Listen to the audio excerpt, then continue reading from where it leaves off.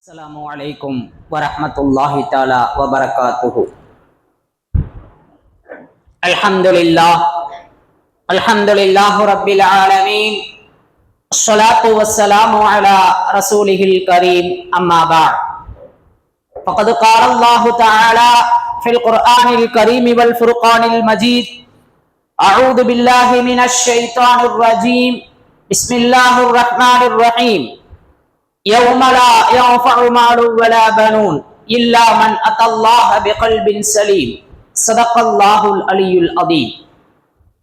قال نبينا صلى الله عليه وسلم: كلكم راع وكلكم مسؤول عن رعيته، أو كما قال عليه الصلاة والسلام.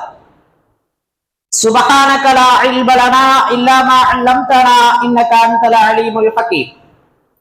رب اشرح لي صدري ويسر لي امري واحلل عقدة من لساني يفقهوا قولي. اللهم صل على سيدنا نبينا مولانا محمد طب القلوب ودوائها وعافية الابدان وشفائها ونور الابصار وضيائها وعلى آله وصحبه وسلم. الحمد لله. அருளாளன் அன்பாளன் அல்லாஹுவின் திருப்பெயரால் இந்த ஜும்ஆவுடைய உரையை ஆரம்பம் செய்கிறேன். அன்பும் அருளும் ஆசியும் ஆதரவும் ஆருயிரு நாயகம் அன்னலம் பெருமானார் ஸல்லல்லாஹு அலைஹி வஸல்லம் அவர்களின் மீது, அன்னாரின் வழி வாழ்ந்த வாழுகின்ற வாழப்போகின்ற குறிப்பாக இந்த ஜும்ஆவுடைய தினத்தை அலங்கரிக்கின்ற நம்மவர்கள் அனைவரின் மீது உண்டாகட்டுமாகுக. எல்லா சூழ்நிலைகளிலும் அல்லாஹுவினுடைய ஹிக்மத்தான வழிகாட்டுதல்களை அல்லாஹ் நமக்கு தருவானாக. நம்முடைய குடும்பத்தை, அதிலும் குறிப்பாக மனைவி மக்களை கண்ணுக்கு குளிர்ச்சியானவர்களாக அல்லாஹ் ஆக்கி தருவானாக. சமூகத்திலே எந்த குழப்பங்களும் இன்றி எல்லா மக்களுக்கும் ஹிதாயத்தை அல்லாஹ் பரிசளிப்பானாக. அன்பிற்குரிய அல்லாஹுவின் நல்லடியார்களே, முஃமின்களே, மருத்துவமனை கஷ்டம், துன்பம், துயரங்கள், செலவுகள், சிரமங்கள், சிக்கல்கள் அத்துணையிலிருந்தும் அல்லாஹ் நம்மை பாதுகாப்பானாக. மேன்மைக்குரியவர்களே, நமது குழந்தைகளை அல்லாஹ் சுபிட்சமான மகிழ்ச்சியான மனதிற்கு நிம்மதியான சூழ்நிலையை தந்தருள்வானாக. மேன்மை மிகுந்த அல்லாஹுவின் நல்லடியார்களே, முஃமின்களே, இன்றைய காலகட்டம் இருக்கிறது வேறு ஒரு உலகமாக இருந்து கொண்டிருக்கிறது. விளங்கும்படி சொல்வதானால் 2K கிட்ஸ் காலகட்டம். இப்ப இவர்களை பெற்றவர்கள் 80 கிட்ஸ் 19 கிட்ஸ் என்று அழைக்கப்படுகிறார்கள். இவர்கள் முந்தைய காலங்களில் 80-90 காலங்களில் வாழ்ந்தவர்கள். அவர்களினுடைய பிள்ளைகள் 2000ற்கு பின்பு பிறந்தவர்கள். அவர்கள் 2K கிட்ஸ் என்று அழைக்கப்படுகிறார்கள். இந்த குழந்தைகளினுடைய இந்த காலமும் இவர்கள் பெற்றோர்களினுடைய அந்த காலமும் ஒன்றுக்கொன்று வேறுபட்டதாக இருக்கிறது. எனவே இந்த பெற்றோர்கள் அன்றைய காலத்தை ஒப்பு நோக்கி இன்று இருக்கக்கூடிய இந்த குழந்தைகளிடத்திலே பல விஷயங்களை எதிர்பார்க்கிறார்கள். ஆனால் இது மிகப்பெரிய சவாலாக இருந்து கொண்டிருக்கிறது. எனவே குழந்தைகளை வளர்ப்பது என்பது மிகப்பெரிய ஒரு போட்டியான ஒரு சூழ்நிலையாக, சவாலான சிக்கலான சூழ்நிலையாக இருக்கிறது. அன்பிற்குரிய அல்லாஹுவின் நல்லடியார்களே, இன்று வீடுகள் எப்படி இருக்கிறது? அனைவரும் ஒரே இடத்திலே இருக்கிறார்கள். ஒரே சோபா உட்கார்ந்து இருக்கிறாங்க. முன்னாடி மேஜை இருக்கிறது. ஒவ்வொருவரினுடைய கையிலும் செல்போன்கள் இருக்கிறது. தலையை நிமிர்ந்து பேசுவதற்கான ஒரு இடைவெளி இல்லை. நீண்ட தூரத்திற்கு இந்த சமூகம் சென்று இருக்கிறது. ஒரே இல்லம், ஒரே குடும்பம், ஒரே ரத்தம். ஆனால் அவர்களினுடைய முகபாவனை வேறாக இருக்கிறது. இவர் ஒரு பக்கம் சிரித்துக் கொண்டிருக்கிறார். அந்த திரைபேசியை வைத்து, அந்த அலைபேசியின் மூலமாக இன்னொரு பக்கம் அவர் அழுது கொண்டிருக்கிறார். ஒரு பக்கம் கோபமாக பேசிக் கொண்டிருக்கிறார். ஒரே இடத்துல இப்படி பல்வேறு விதமான சூழ்நிலைகளை நாம் காண்கிறோம். இந்த ஒரு குடும்பத்துக்குள்ள ஒவ்வொரு மனிதரும் வெவ்வேறு கோணங்களில் இருப்பார்களேயானால் இந்த குடும்பம் எப்படி இருக்கும் யோசிப்பதற்கு கடமைப்பட்டிருக்கின்றோம். குடும்பம் என்பது வியாபார சரக்கு அல்ல. குடும்பம் என்பது அது ஒரு சுவனத்தினுடைய சுவனத்தினுடைய ஒரு பகுதி. அங்கு மகிழ்ச்சிகள் தாண்டவமாட வேண்டும், சுபிட்சம் ஏற்பட வேண்டும். வீடு சக்கீனத் சுக்கூனுக்கான ஒரு இடம். அல்லாஹ் குர்ஆனிலே குறிப்பிடுவான், வீட்டை பற்றி சொல்லும் போது சுக்கூனாக சக்கீனாக அதை வைத்திருக்கிறோம் என்று சொல்லுவான். அது அமைதி தாண்டவமாடும் இடம், நிம்மதியின் பிறப்பிடம். இன்னைக்கு ஏன் இந்த வீட்டுக்கு வர்றணும்? குடும்ப தலைவரினுடைய வார்த்தை. இந்த வீட்டுக்கு வந்ததுல இருந்து என் நிலைமையே சரியில்லாமல் போச்சு. வீட்டு தலைவியினுடைய வார்த்தைகள். நான் இந்த வீட்டுல பிறக்க வேண்டிய ஆளே இல்லை, நான்லாம் வேற லெவல். இது அந்த வீட்டு குழந்தைகளினுடைய வார்த்தை. இப்படி ஒவ்வொருவரும் நாம் இருக்கக்கூடிய சூழ்நிலையை அங்கீகரித்துக் கொள்ளாமல், அதை ஆள முடியாமல் சிக்கி தவித்துக் கொண்டிருக்கக்கூடிய ஒரு சூழ்நிலை. அன்பிற்குரியவர்களே, எனவே இது சாதாரண குழந்தை வளர்ப்பை பற்றியோ அல்லது பெற்றோருக்கான சில தகவல்களாகவோ நாம் பார்ப்பதை விட்டுவிட்டு ஒட்டுமொத்த சமூகத்தினுடைய இது முன்னேற்றத்திற்கான ஏற்பாடு என்று விளங்கிக் கொள்ள வேண்டும். ஒட்டுமொத்த சமூகத்தையும் பாதுகாப்பதற்கான சிந்தனை தான் தற்போது உங்களிடத்திலே பேசப்பட்டுக் கொண்டிருக்கிறது. அன்பிற்குரிய அல்லாஹுவின் நல்லடியார்களே, முஃமின்களே, உண்மையிலேயே குழந்தைகளிடத்திலே அல்லது பெற்றோர்களிடத்திலே இருக்கக்கூடிய இந்த மனப்போங்கு, இந்த மனப்பக்குவம் இருக்கிறது, மிகவும் சவாலானதாக இருந்து கொண்டிருக்கிறது. இப்ப சில விஷயங்களை, சில உண்மைகளை நாம் கொஞ்சம் உணர்வதற்கு கடமைப்பட்டிருக்கின்றோம். மேன்மைக்குரியவர்களே, குழந்தைகள் என்ன செய்யறாங்க? குழந்தைகளினுடைய காலம் மாறிவிட்டது. நான் பெற்றோர்கள் நினைக்கிறாங்க குழந்தைகளினுடைய காலம் மாறி போச்சு, குழந்தைகள் கெட்டு போயிட்டாங்க அப்படின்னு சொல்லக்கூடிய ஒரு சூழ்நிலை. குழந்தைகளின் காலம் மாறி இருக்கிறதா அல்லது உலகத்தினுடைய போங்கு மாறி இருக்கிறதா? யோசிக்கணும். அன்பிற்குரிய அல்லாஹுவின் நல்லடியார்களே, முஃமின்களே, குழந்தைகளினுடைய காலம் மாறி இருக்கிறது. குழந்தைகளினுடைய அந்த சூழ்நிலை இருக்கிறதே வேறு திசையாக இருக்கிறது. நம்ம காலகட்டங்கள்ல அல்லது இன்றைய ஜெனரேஷனுக்கு விளங்குற மாதிரி சொல்லணும்னு சொன்னா 80, 90 அந்த காலகட்டங்கள் இருக்கிறதே, தெருவுல விளையாண்டாங்க. உண்மையான நண்பர்களை தேடி பயணப்பட்டார்கள். தெருவுல விளையாண்டு உண்மையான நண்பர்களை தேடி பயணப்பட்டு சைக்கிள் ஓட்டிய தருணங்கள். ஒரே சைக்கிள் அத்தா ஓட்டி இருப்பாரு, மகன் ஓட்டுவாரு, பிறகு பேரனுக்கும் கூட அது இருந்திருக்கும். ஒரே பொருள் பாதுகாக்கப்பட்டு மீண்டும் மீண்டும் மீண்டும் பயன்படுத்தப்பட்டிருக்கிறது. இன்னைக்கு வாங்கின ஒரு மாசத்திலேயே சைக்கிள் காணா போயிருது. சுக்கு சுக்கு அக்கு வேற ஆணி வேற பிரிச்சு மேஞ்சிடுறாங்க. இப்படிப்பட்ட ஒரு சூழ்நிலை இருந்தது. நாம் இன்னைக்கு இருக்கக்கூடிய இந்த தலைமுறை இருக்கிறதே, விதவிதமானதை அனுபவிக்கிறார்கள்.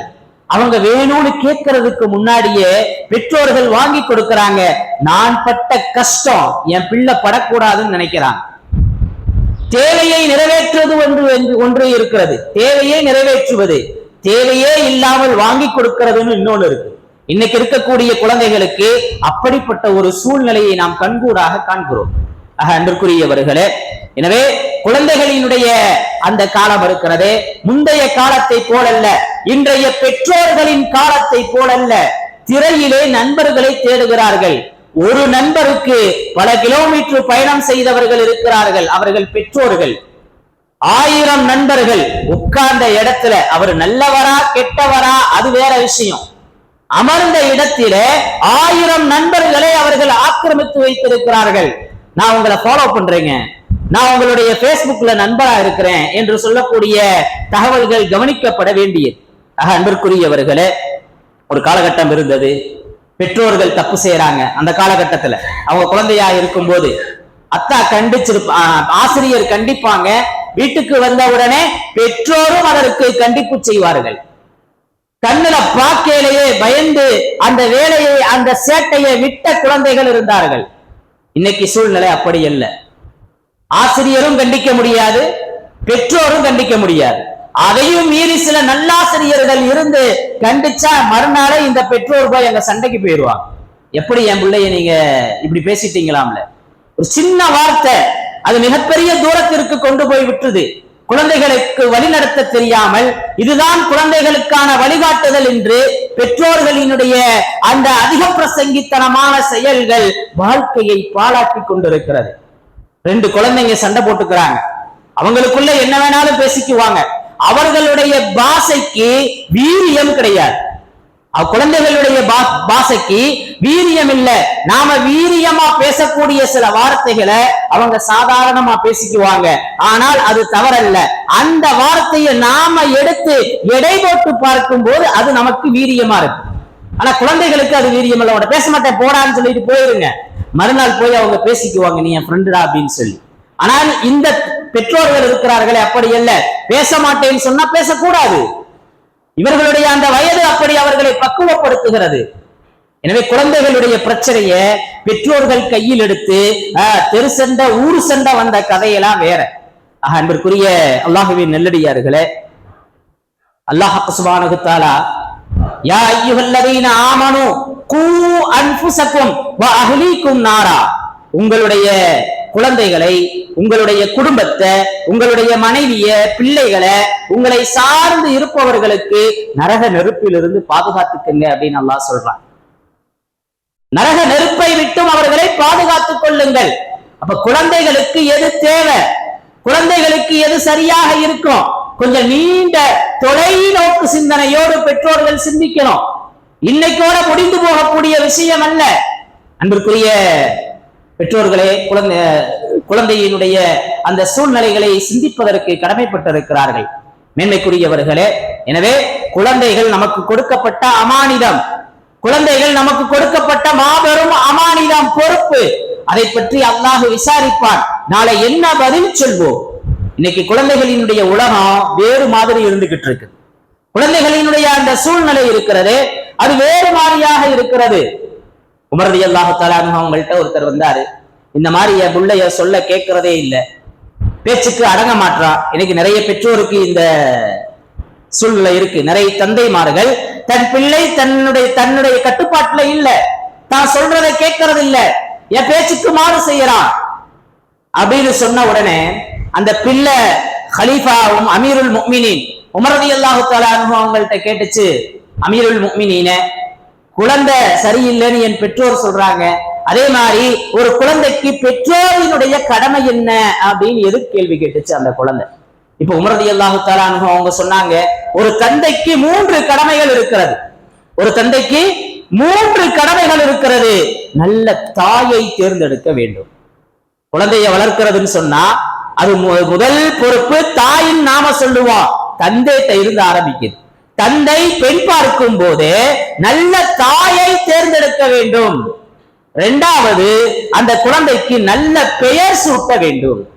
3வது, அந்த குழந்தைக்கு குர்ஆனை கற்றுக் கொடுக்க வேண்டும். இது ஒரு தந்தையினுடைய கடமை. உமர் ரலியல்லாஹு தஆலா அன்ஹு அவங்க இந்த 3 விஷயத்தையும் சொன்னதையும் இந்த குழந்தை சொல்லுச்சு, என் தந்தை இந்த 3ஐயுமே செய்யல, இந்த 3லேயுமே அவருடைய பொறுப்பை அவர் சரியாக நிறைவேற்றவில்லை. எனக்கு நல்ல தாயை தேர்ந்தெடுக்கல, எனக்கு நல்ல பேர் வைக்கல, எனக்கு குர்ஆனிய இல்மை கற்றுக் கொடுக்கவில்லை அப்படின்னு சொன்ன உடனே, உங்க குழந்தை உங்களுக்கு மாறு செய்யறதுக்கு முன்னாடி நீங்க உங்க குழந்தைக்கு மாறு செஞ்சிட்டீங்க, நீங்க உங்களுடைய பிள்ளைக்கு மாறு செய்து விட்டீர்கள்னு சொன்னாங்க உமர் ரலியல்லாஹு தஆலா அன்ஹு அவங்க. எனவே குழந்தை வளர்ப்புல அது எந்த தலைமுறையாக இருந்தாலும் சரி, முதல் பொறுப்பு தந்தைக்கு இருக்கிறது.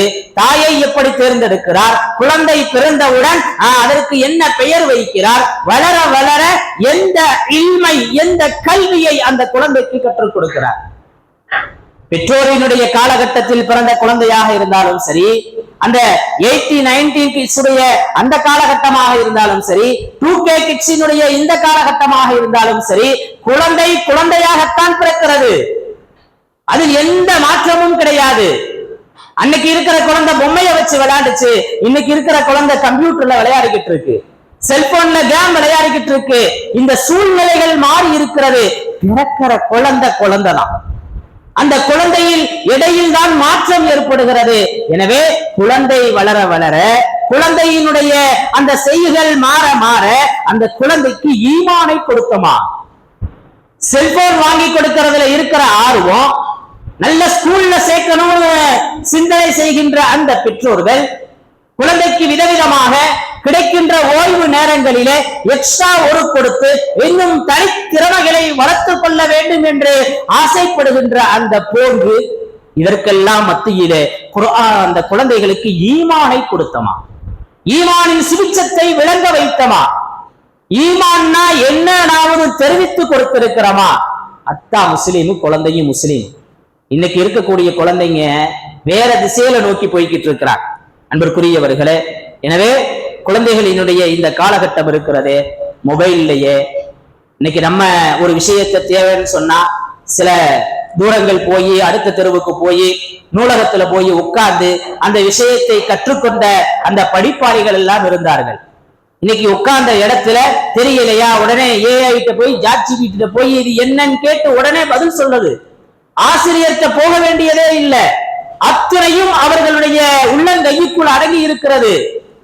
எனவே இணையத்தில் இணைத்த நாம் ஈமானில் இணைக்க தவறிவிட்டோம். இணையம் தேவைதான், இணையத்தை விட்டுவிட முடியாது. தொலைநோக்கு பார்வையோடு தொலைபேசியினுடைய தேவை இருக்கிறது, தொழில்நுட்பமும் தேவை இருக்கிறது. அது திசையில்லாமல் போய்க் கொண்டிருக்கிறது. அதை கொஞ்சம் மடைமாற்றம் செய்ய வேண்டும், அதற்கு ஒரு வரம்பை நிர்ணயிக்க வேண்டும். அந்த வரம்புதான் ஈமான், அந்த வரம்புதான் இஸ்லாம், அந்த வரம்புதான் அல்லாஹ்வினுடைய பயம். இன்னைக்கு இதையெல்லாம் விட்டுட்டோம். திசையற்ற எந்த ஒரு தொலைநோக்கிலே திசையில்லாமல் போய் கொண்டிருக்கிறார்கள் இன்றைய தலைமுறை. அன்பிற்குரியவர்களே, மிகவும் கவலையான சூழ்நிலை தான். ஆனா நம்ம குழந்தை நாம சொல்றதை கேட்கலண்டா நம்ம மேலதான் குற்றம் இருக்குது. நாம் பெற்ற பிள்ளை நம் சிந்தனையை தாண்டி போய் கொண்டிருக்கிறது என்று சொன்னால் குறை வேற எங்கேயும் இல்லை, பெற்றோர்களின் மீது இருக்கிறது. குறை சொல்றோம்னு நினைக்க வேண்டாம். உண்மையை நாம் கொஞ்சம் ஏற்றுக்கொண்டாக வேண்டும், அதை கொஞ்சம் ஜீரணித்துத்தான் ஆக வேண்டும். அன்பிற்குரியவர்களே, குழந்தைகளினுடைய வளர்ச்சிக்காக டியூஷன் சென்டருக்கு போறோம், கோச்சிங் கிளாஸுக்கு போறோம், கேரியரினுடைய கைடன்ஸுக்கான ஏற்பாடுகளை செய்கிறோம். அத்துணையையும் அவர்களுக்கு ஏற்பாடு பண்ணி தர்றோம். வீட்டுல என்ன இல்லை எல்லாமே இருக்கு. டிவி இருக்குது, அதற்கு வைஃபை கனெக்ஷன் இருக்குது, இணையத்தினுடைய பயன்பாடு, லேப்டாப், டேப், இப்படி எது எல்லாம் தேவையோ அத்தனையும் வாங்கி கொடுத்திருக்கிறோம். அது அத்துணையுடனே அதுல ஈமானுங்கிறதையும் கொஞ்சம் ஊட்டி இருந்தோம்னா எந்த இணையத்தை கொடுத்தாலும் அவங்க எங்கேயும் இணைய மாட்டாங்க. எவ்வளவு பெரிய தொலைநோக்கான அந்த தொலை தொடர்பு அவர்களிடத்தில் இருந்தாலும் நம்மை விட்டும் அவங்க ரொம்ப தூரம் போக மாட்டாங்க, நம்மை சுற்றித்தான் இருப்பார்கள். ஆனால் இதுவெல்லாம் நம் கைமீறி போயிருக்கிறது என்று சொன்னால் என்ன காரணம் என்பதை கொஞ்சம் யோசிக்க வேண்டும். அன்பிற்குரியவர்களே, இஸ்லாமில் மரஇ, ஒரு மனிதனினுடைய இஸ்லாம் இருக்கிறதே அது ஆகச் சிறந்தது. தர்க்குஹுமாலாய அணிகி, அவனுக்கு தேவையில்லாததை விட்டுறது. மொபைலை வாங்கி கொடுத்தான், தப்பில்லை, இன்னைக்கு இல்லாம இருக்கவே முடியாது. எல்லாமே இணையத்தினுடைய பயன்பாடு, எல்லாமே ஒரு ஆப்புக்குள்ள அறந்து வச்சிட்டாங்க. இதை விட்டுட்டோம், இந்த உலகத்துல போகவே முடியாது. இப்ப என்ன செய்யறது? தேவையில்லாத விஷயத்தை விற்றணுங்கிற சிந்தனையை ஊட்டணும். இது தேவையில்லை, கேம் விளையாண்டா மூளை மழுங்கடிச்சு போயிரும், எந்த வளர்ச்சியும் இருக்காது. ஓடி ஆடி அல்லது அருகில் இருக்கக்கூடிய அண்ணன் தம்பிகளிடத்திலே, அக்கா தங்கச்சிகளிடத்திலே பேசி சிரித்து மகிழ்ந்து இருப்பதை விட இதில் பெரிய வெற்றி இல்லை என்பதை உணர வைக்க வேண்டும்.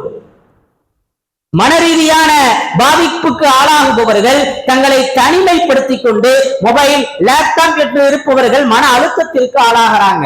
மெத்த படித்த மேதாவிகள், நிறைய சம்பாதித்தவர்கள், அவர்கள் தான் இன்று தற்கொலையிலே முதலிடம் வகிக்கிறார்கள். காரணம் என்ன?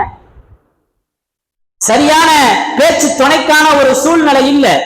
அவர்கள் மனமிட்டு யாரிடத்திலும் பேசுவது கிடையாது. தன்னைத்தானே அழித்துக் கொள்வதற்கு அது காரணமாகி விடுகிறது. அன்பிற்குரிய அல்லாஹுவின் நல்லடியார்களே, முஃமின்களே, எனவே அத்துணையும் அவர்களுடைய உள்ளங்கைக்குள் இருக்கிறது. அந்த உள்ளங்கைக்குள் இருந்தாலும் இவர்களுடைய இதயத்தை தன் கட்டுப்பாட்டில் வச்சிருக்கணும். கடிவாளம் இவர்களுடைய கையில் இருக்கணும். அந்த கடிவாளம் தான் ஈமான், அல்லாஹுவினுடைய பயம், தக்வா. இது தவறு என்கின்ற சிந்தனை. அன்பிற்குரியவர்களே, எனவே நண்பர், அவர் தேர்ந்தெடுக்கிற நண்பர் யாரு அப்படிங்கறதுல கவனம் வேணும். 1000 நண்பர்கள் இணையத்துல இருக்கிறாங்க.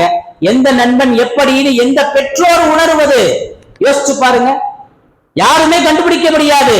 நபி ஸல்லல்லாஹு அலைஹி வஸல்லம் சொன்னாங்க, அல் மர்உ அலா தீனி ஹலீலிஹி, ஒரு மனிதன் அவனுடைய ஹலீலின் மார்க்கத்தில் வழியில் தான் இருக்கிறான். உன்னுடைய நண்பன் யாருன்னு சொல்லு, நீ யாருன்னு சொல்றேன்னு சொன்னாங்க முத்து முஹம்மது ரசூலுல்லாஹி ஸல்லல்லாஹு அலைஹி வஸல்லம். நமது பிள்ளையினுடைய நண்பர்கள் யாருன்னு கண்டுபிடிக்கிறதுக்குள்ள நமக்கு வயசாகி போயிடும். அப்ப குழந்தையிலேயே அவர்கள் சாப்பிட ஆரம்பிக்கும் பால் பருவத்திலிருந்து உணவு பருவத்துக்கு வரும்போது லா இலாஹ இல்லல்லாஹுவ உள்ளத்துல ஆழப்பதிய வைத்தால் அல்லாஹ் அல்லாஹ்ங்கிற சிந்தனையை அவர்களுடைய கண்களில் நாம் பார்வையின் மூலம் ஊட்டி இருப்போமேயானால் நிச்சயம் அந்த குழந்தைகள் வழி தவற மாட்டார்கள். எனவே இன்றைய உலகத்தினுடைய இந்த நவீனங்களுக்கு மத்தியிலே தவிர்க்க முடியாத சூழ்நிலையில் வாழ்ந்து கொண்டிருக்கிறோம். எனவே நாம இருந்த காலத்திலேயே நாம உட்கார்ந்துகிட்டு ஏன் பிள்ளை சொன்னபடி கேட்கறது இல்லைன்னு சொன்னா நம்மை விட அறிவில் குறைந்தவர்கள் வேறு யாரும் கிடையாது. ஆக அன்பிற்குரிய அல்லாஹ்வின் நல்லடியார்களே, நபி ஸல்லல்லாஹு அலைஹி வஸல்லம் மாபெரும் மனிதர்களின் முன்னுதாரணம். நபியை பற்றிய விளக்க வேண்டியது இருக்குதா? ஈருலக தூதர், அரசியல்வாதியா இருந்தாங்க, நீதிபதியா இருந்தாங்க, நண்பரா இருந்தாங்க, அல்லாஹ்வுக்கு சிறந்த அடிமையாக இருந்தார்கள். தொழுதுகிட்டு இருப்பாங்க, பேர பிள்ளைங்க முதுகு மேல வந்து உட்கார்ந்து இருக்கும், நீண்ட நேரம் சஜிதாலேயே இருப்பாங்க. அவர்கள் இறங்கியதற்கு பின்பு சஜிதால இருந்து எந்திரிப்பாங்க. யா ரசூலல்லாஹ், ஏன் இவ்வளவு நேரம் அப்படின்னு கேட்ட உடனே குழந்தைகளை சங்கடப்படுத்தணும்னு நினைக்கலன்னு சொல்லுவாங்க ரசூலுல்லாஹி ஸல்லல்லாஹு அலைஹி வஸல்லம். அப்ப குழந்தைகள்கிட்ட உட்கார்ந்து பேசணும், குழந்தைகளுடனே மனம் விட்டு என்ன செய்யணும், பகிர்ந்து கொள்ள வேண்டும். எதா இருந்தாலும் அந்த குழந்தை முதல்ல நம்மள்கிட்ட சொல்ற பக்குவத்தை ஏற்படுத்தணும். சில பிள்ளைங்க சொல்லுவாங்க, சும்மா நச நசன சும்மா போமா, காது கொடுத்து கேட்பதற்கான சிந்தனை இல்ல. ஒரு நாள் 2 நாள் 3 நாள் சொல்ல வந்த குழந்தை அடுத்து அது நம்மள்கிட்ட எதையுமே சொல்லாமல் ஆயிரும். ஸ்கூல்ல காலேஜ்ல என்ன செய்துங்கிற தகவலே இல்லாமல் போய்விடும். தப்பு எங்க ஆரம்பிக்குது? அன்பிற்குரியவர்களே, அத்துணையும் ஏஐயின் மூலமாக கற்றுக்கொண்டிருக்கிறார்கள். அல்லாஹ் சுப்ஹானஹு வ தஆலா ஃபஸ்அலு அஹ்ல ذிக்ரி இன் குன்தும் லா தஅலமூன், நீங்க தெரியாதவங்களா இருந்தா அறிந்தவர்களிடத்திலே கேட்டு தெரிந்து கொள்ளுங்கள்னு சொன்னாங்க. இன்னைக்கு அது மாதிரி ஏஐ அந்த இடத்தை பிடித்திருக்கிறது. நாம சொல்லக்கூடாதுன்னு நினைக்கிற விஷயத்தை கூட அது சொல்லி கொடுத்துரும். நம்மளுடைய மனப்போங்கு, நம்முடைய சிந்தனை, நாம் எதை தேடுறோம் அதுக்கு தகுந்த மாதிரி அது நம்ம அந்த குழந்தைய வழிநடத்தும். ஒவ்வொருத்தருடைய ஏஐயும் அது இன்னொரு மறுபிம்பம். முகமது அலின்னு ஒருத்தர் இருக்கிறாருன்னா அவர் பயன்படுத்தக்கூடிய அந்த ஏஐ அவருடைய மன ஓட்டத்தின் பிரகாரம் அதை செயல்படுத்தும். அவர் என்ன கேட்கிறாரோ அதை சொல்லிக் கொடுக்கும். அவரு கேட்ட விஷயத்த ஹபீபு கேட்டா சொல்லாது. ஒவ்வொருத்தருக்கும் தனித்தனியா அந்த ஏஐ பயன்படும். இவருடைய தகவல் அவர்கிட்ட போகாது. அப்படி எல்லாத்தையுமே இந்த ஏஐ வழிநடத்தி கொண்டிருக்கிறது. ஏஐ தான் முதன்மை நண்பராக இருக்கிறார்கள். எப்படி நீங்க கண்டுபிடிப்பீங்க? குழந்தைகளுக்கு ஆரம்பத்திலேயே ரொம்ப 1000% அல்ல, 100 தான் சொல்லுவாங்க, கோடியில கோடி சதவீதம் அல்லாஹுவை குழந்தைகளுக்கு கற்றுக் கொடுக்க வேண்டும். முதல் வாரத்தை லா இலாஹ இல்லல்லாஹுவா இருக்கணும்னு சொன்னாங்க ரசூலுல்லாஹி ஸல்லல்லாஹு அலைஹி வஸல்லம். இத்தனை பேருடைய குழந்தைகளுக்கு முதல் வாரத்தை லா இலாஹ இல்லல்லாஹுவா இருந்திருக்கு. நம்ம சிந்தனையே குர்ஆன, மார்க்கத்தை, தீன அதை ஒரு ஓரத்துல வச்சுட்டு உலகத்தினுடைய அத்தனையும் முதன்மையாக்கிடுவோம். அன்பிற்குரியவர்களே, வலா தமுத்தன்ன ஐனைக்க இலா மா மத்தஅனா பிஹி, வலா தமுத்தன்ன ஐனைக்க, உலகத்தினுடைய இந்த விஷயங்கள் இருக்கிறதே அது உங்களை கண்களுக்கு அலங்காரமாக இருக்கிறது, அலங்காரமாக இருக்கிறது. வலா தன்சி நசீபக மினத் துன்யா, குர்ஆன்ல அல்லாஹ் இன்னொரு இடத்துல சொல்றான், உலகத்தை வேணான்னு சொல்லல, உலகம் வேண்டும், ஆனால் அது உங்களுடைய மறுமையை மழுங்கடித்து விடக்கூடாது, அல்லாஹுவை அது தூரமாக்கி விடக்கூடாது.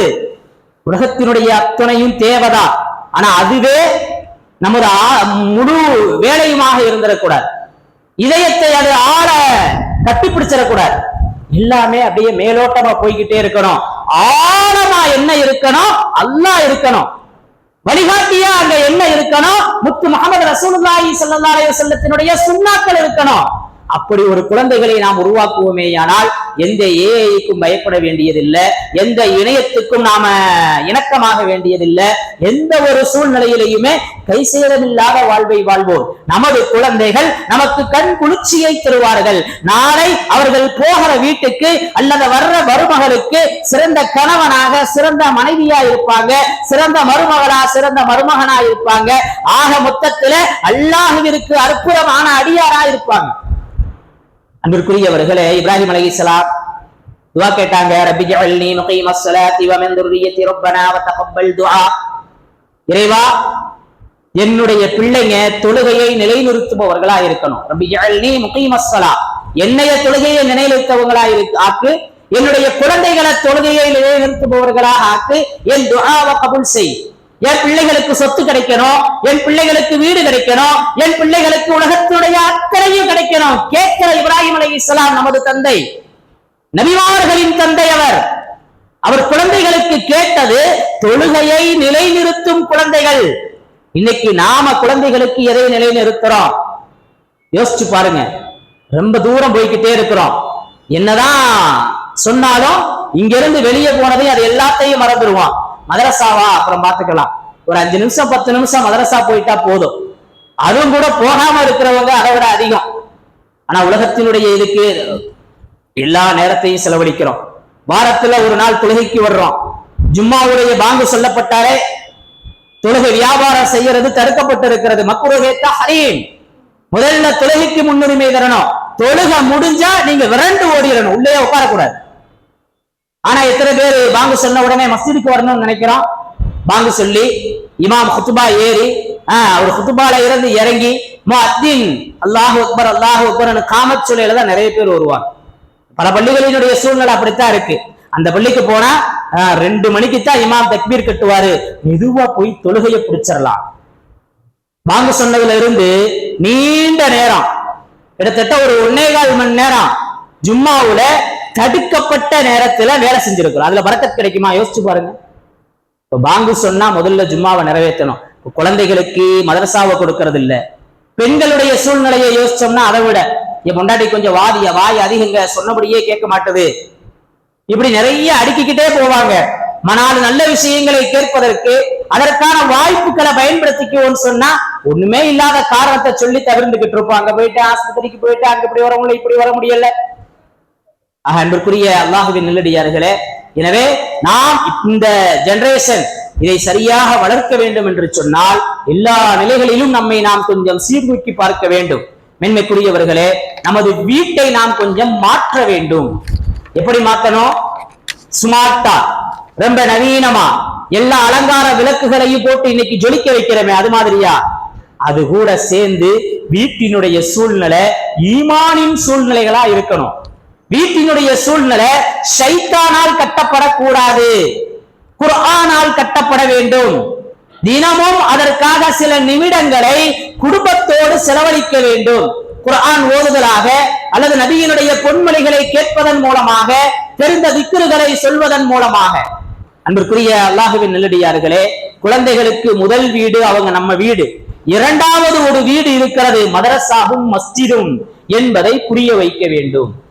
மூன்றாவதாக நீங்கள் நம்மளும் கொஞ்சம் மாற வேண்டியது இருக்கிறது. அவர்களுக்கு தகுந்த மாதிரி, அவர்களுடைய அந்த சூழ்நிலைக்கு தகுந்த மாதிரி. இன்னைக்கு பிள்ளை சொன்னதை கேட்கலாங்கிறோம், தொழுக மாற்றான், மதரசாவுக்கு வர மாற்றான். அவன் வர்றதுக்கு முன்னாடி நாம மதரசாவுக்கு வரணும். அவன் வர்றதுக்கு முன்னாடி நாம ஃபஜ்ர் தொழுகைக்கு எந்திரிச்சு வரணும். இப்படி நாம் நம்மிலிருந்து சில மாற்றங்களை கொண்டு வர வேண்டிய பொறுப்பிலும் கடமையிலும் இருந்து கொண்டிருக்கிறோம். அவர்களுக்கு நல்ல வழிகாட்டணும், மென்மையான முறையில. ஆக உன்னதமான வழிகாட்டுதல் லுக்மான் அலைஹிஸ்ஸலாத்தினுடைய வழிகாட்டுதல் குழந்தைகளுக்கு. லுக்மான் அலைஹிஸ்ஸலாம் தான் பிள்ளையை கூப்பிட்டாங்க, யா புனை. யா புனைன்னு சொன்னா அன்பான வார்த்தை, மென்மையான வார்த்தை. மகனே டேய் அப்படிலாம் இல்ல, அடிச்சிருவேன், சொன்னதையே கேட்க மாட்டேயா, தர்த்தியோ நீ, என் வயிற்றுல வந்து பிறந்திருக்கிற பாரு, இப்படியான வார்த்தைகளை பிரயோகிக்க கூடாது. அன்பாக, பண்பாக, பாசமாக அவர்களுக்கு ஆலோசனைகள் வழங்க வேண்டும். எப்படி சொன்னா கேட்பாங்களோ அப்படி இறங்கி போய் சொல்லித்தான் ஆகணும். நான் பெற்றது நான் சொல்றதே கேட்பாரா? இந்த வீம்பு வீராப்பெல்லாம் இன்னைக்கு இருக்கிற ஜெனரேஷனுக்கு ஆகாது. நம்மளையும் அவர்களையும் ரொம்ப தூரம் கொண்டு போய் விட்டுரும். எனவே நம்மை நாம் கொஞ்சம் அப்டேட் செய்யணும், கொஞ்சம் மென்மையை கையாள வேண்டும், அன்பாக பக்குவமாக சொல்ல வேண்டிய ஒரு சூழ்நிலையில இருந்து கொண்டிருக்கிறோம். லுக்மான் அலைஹிஸ்ஸலாம் அதைத்தான் கத்து தர்றாங்க. அதை பத்தி பேசிக்கிட்டே போயிடலாம். சொல்ல வர்ற விஷயம் என்னன்னு சொன்னா, அன்பிற்குரிய அல்லாஹ்வின் நல்லடியார்களே, வீட்டை கொஞ்சம் மாத்தணும். ஒய்ஃபையாக இல்ல பெரிய சின்ன டிவியில இருந்து ஸ்மார்ட் டிவியா மாத்துற மாதிரி இல்ல, ஈமானின் கலவையில வீட்டை மாத்தணும். பிரச்சனை எல்லாமே அங்கதான் இருக்கு. வீட்டை ஈமானின் சூழ்நிலைக்கு கொண்டு வரணும். அதே மாதிரி நம்மளையும் நாம் கொஞ்சம் அப்டேட் செய்யணும். கொஞ்சம் நேரமாவது தீனுடைய சூழ்நிலைகளுக்கு அந்த வீட்டில் நாம் அமர்ந்து பேச வேண்டும். குழந்தைகளுக்கு நம் வீட்டை தாண்டி இரண்டாவது ஒரு வீடு இருக்கிறது, அது அல்லாஹ்வின் இல்லம், அது மதரசா என்பதை ஆழ பதிய வைக்க வேண்டும். எல்லாம் அல்லாஹ் சுப்ஹானஹு வ தஆலா இப்படிப்பட்ட மாற்றங்களை நமது குடும்பங்களுக்கு தந்தருள்வானாக. அதன் மூலம் சமூகத்தை அல்லாஹ் பாதுகாப்பானாக. நமது பிச்சிலங்களை, நமது வாரிசுகளை நமக்கு கண்குளிர்ச்சியாக்கி தருவானாக. வாஹிரு தஅவானா அல்ஹம்துலில்லாஹி ரப்பில் ஆலமீன். அஸ்ஸலாமு அலைக்கும் வரஹ்மத்துல்லாஹி தஆலா வ பரகாத்துஹு.